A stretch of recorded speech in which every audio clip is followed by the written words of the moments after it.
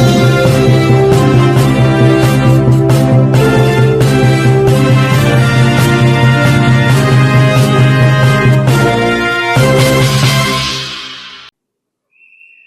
To VB8 news. ఈ దేశానికి మొట్టమొదటి చదువుల తల్లి సావిత్రిబాయి పులే 128వ వర్ధంతి స్త్రీల విద్య అభివృద్ధి హక్కుల కోసం కృషి చేసిన తొలి తరం మహిళా ఉద్యమకారిణి సావిత్రిబాయి పులే 1841 జనవరి 1న పూణేలో మొట్టమొదటి బాలికల పాఠశాల ప్రారంభించి కుల వ్యవస్థకు వ్యతిరేకంగా సకల హక్కుల కోసం పోరాటం చేయడం సామాజిక బాధ్యతగా నూతన వ్యవస్థ కోసం ప్రాణాలను ఫలంగా పెట్టి సమిష్టిగా పోరాటం చేసిందని, సమాజంలో కులతత్వం పురుషదిత్త సమాజానికి వ్యతిరేకంగా పోరాడిందని అన్నారు. వర్ధంతి సందర్భంగా అబ్దుల్లాపూర్ మెట్టు మండలంలో బీసీ హక్కుల సాధన సమితి రంగారెడ్డి జిల్లా అధ్యక్షులు కేతరాజు నరసింహ అధ్యక్షతన నిర్వహించిన కార్యక్రమంలో పాల్గొని వారి చిత్రపటానికి పూలమాలలు వేసి జోహార్లు అర్పించారు. సిపిఐ రాష్ట్ర కౌన్సిల్ సభ్యులు కామ్రేడ్ ముత్యాల యాదిరెడ్డి అన్న, రంగారెడ్డి జిల్లా కార్యవర్గ సభ్యులు మాజీ కౌన్సిలర్ పబ్బతి లక్ష్మణ్, ఏఐటియుసి జిల్లా ఉపాధ్యక్షులు మాజీ కౌన్సిలర్ అజ్మీరా హర్సింగ్ నాయక్, సర్వసేవా సంఘ్ జిల్లా కన్వీనర్ సైదులు ముదిరాజ్, గోదాల రామకృష్ణ, రమేష్ ప్రియా, అన్నపూర్ణ సాయిలు,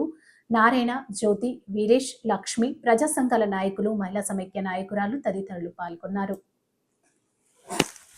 భయం జనుకు లేకుండా ప్రతి కార్యక్రమంలో పాల్గొంటున్నటువంటి మన కళాకారుడు గోపి, ఇందులో పాల్గొంటున్నటువంటి మహిళలు, అదేవిధంగా సెక్షన్ లీడర్స్, ఈ కార్యక్రమంలో పాల్గొంటున్నటువంటి అందరికీ కూడా పేరు పేరున విప్లవాభినందనలు తెలియజేస్తా ఉన్నాం. ఏదేమైనా మనం ఇలా వాస్తవాలు తెలుసుకోవాల్సిన పరిస్థితి ఉంది. మనం ఏం చెప్తారు, మన పిల్లలకు చదువు నేర్పించాలంటే బాసర సరస్వతి దగ్గర తీసుకోవాలి. అది కరెక్ట్ కాదు. మనం కమ్యూనిస్టులుగా ఆలోచించాల్సిన అవసరం ఉంది. ఈ దేశంలో చదువుల తల్లి ఎవరంటే అది సావిత్రిబాయి పూలే తప్ప ఇంకా మనకు చదువుల తల్లి అనేది ఎవరు కూడా లేరు. ఇప్పటిదాకా మన గోపి కూడా పాటలో బ్రహ్మాండమైన నిజంగా పాట రూపంలో మనకు వినిపించింది. నిజంగా మహిళలకు ఆ రోజు చదువుకునే హక్కు లేదు, ఇంటర్లోనే పనిచేయాలి, భర్త ఏది చెప్తే కట్టుబాట్లు కొన్ని గృహిణిగానే బతకాలి తప్ప బయట సమాజంలో తిరగడానికి వీలు లేదనే పద్ధతులు ఉన్నప్పుడే సావిత్రిబాయి పూలే నిజంగా కూడా మహిళలందరూ కూడా కూడగట్టుకుని చదువు నేర్పినటువంటి తల్లి. ఈ దేశ తొలి చదువుల తల్లి ఎవరు అంటారంటే అది సావిత్రిబాయి పూలే తప్ప మరెవరు కాదనేది మనం అర్థం చేసుకోవాలి. సరస్వతి నిజంగా కూడా చెప్తూ ఉంటాం చదువుల తల్లి. సరస్వతి ఎవరికైనా చదువు చెప్పిన చరిత్ర ఉందా అనేది మనం ఆలోచన చేయాలి. మూఢనమ్మకాలను పక్కకు పెట్టాలి మన కమ్యూనిస్టులుగా ఫస్ట్. ఎందుకంటే ఈరోజు చూస్తూ ఉన్నాం, మతోన్మాద బీజేపీ పార్టీ వచ్చిన తర్వాత మొత్తం కూడా దేవుళ్ళ పేరు చెప్పుకొని ఓట్లాడిన పరిస్థితి. ఆ దేవుళ్ళు కూడా బజార్లో పెట్టి ఓట్లాడుతున్నారు. నేనేమంటే దేవుడు ఉండాలి ఒక భాగం, దేవుడు గుండెల్లో ఉండాలి, లేకపోతే దేవుడు గుడిలో ఉండాలి. ఆ ప్రేమ ఆప్యాయత మన గుండెల్లో ఉండాలి తప్ప దేవుని బజార్కి ఇచ్చకూడదు. ఇలా బజార్కి ఇచ్చి ఓట్లాడుతున్నటువంటి చరిత్ర ఇలా మతోన్మాద బీజేపీది. కాబట్టి ఈ బీజేపీ అవలంబిస్తున్న ప్రజా వ్యతిరేక విధానాలు నిజంగా కూడా దేవుడి శ్రీరాముడి ఇలా కొత్తగా పుట్టలే.